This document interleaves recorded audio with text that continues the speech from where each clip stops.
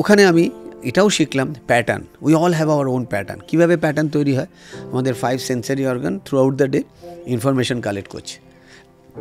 আর প্রত্যেকটা 5 sensory organ কি outbound, YONO the mean, আপনি বুঝতে পারছেন আউটবাউন্ড মানে এরা বাইরে থেকে ইনফরমেশন কালেক্ট করে ভেতরে দেয়। এবং যদি একটু সহজভাবে বলি, আমাদের প্রত্যেকেরই সেন্সারি অর্গানে একটা ফিল্টার লাগানো আছে।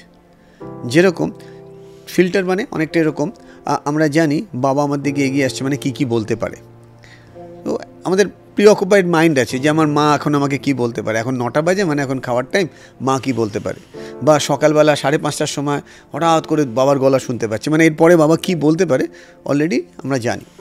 সো এইভাবে আমরা প্যাটার্ন করতে করতে করতে করতে কিছু কিছু ব্যাপারে আমরা ফিক্সড হয়ে যাই, এটা মানে এটা, ওটা মানে ওটা, মানে অনেকটা লজিক্যাল হয়ে যায়। A is equal to B, B is equal to C, তার মানে কি A is equal to C হবে। কিন্তু সেইখানেই রিচার্ড ব্যান্ডলারের বক্তব্য, আপনিই পারেন নিজেকে রিপ্যাটার্ন করতে।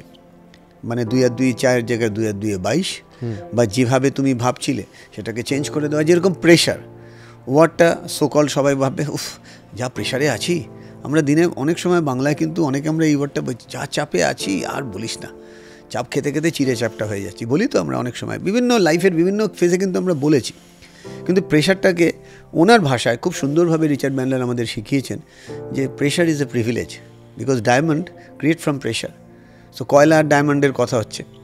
কয়লা বলছে তুমি কত ফেমাস, লোকে তোমায় হাতে পড়ে গলায় পড়ে সারা পৃথিবীতে তোমাকে ভ্যালু দেয়। সো ডায়মন্ড কয়লাকে বলছে যেখানে তুমি 100 বছর আছো সেখানে আমি 1000 বছর আছি, সো আমার ভ্যালু তো বাড়বেই। সো যেই জন্য বলা হয়, মানে ওনার কাছ থেকে শেখা, there is a magical word call change versus transformation. আমরা একটা সিনেমা দেখলাম, খুব ভালো লাগলো।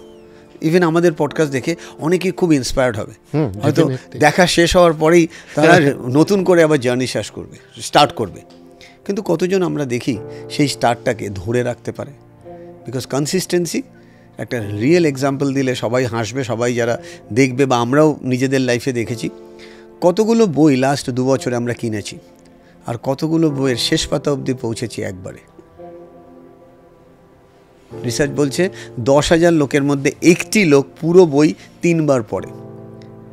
10,000 লোকের মধ্যে একটি বই 2 বার পড়ে এরকম 1জন বা 2জন আছে, আর হাফ পড়ে এরকম 50% লোক আছে। প্রথম 10 পাতা পড়ে 85% লোক আছে, 3 পাতা পড়ে বাকি পার্সেন্টেজ। সো এই বই কেনা আর বই পড়া আর পড়ে সেটা অ্যাপ্লাই করা, এখানেই তো সেগ্রিগেট হয়ে যাবে যে আলটিমেট ওপরের দিকে কে থাকবে, আর I am sorry to say যারা ওপরের দিকে তাকাবে কিন্তু ওপরটাকে ছুঁতে পারবে না।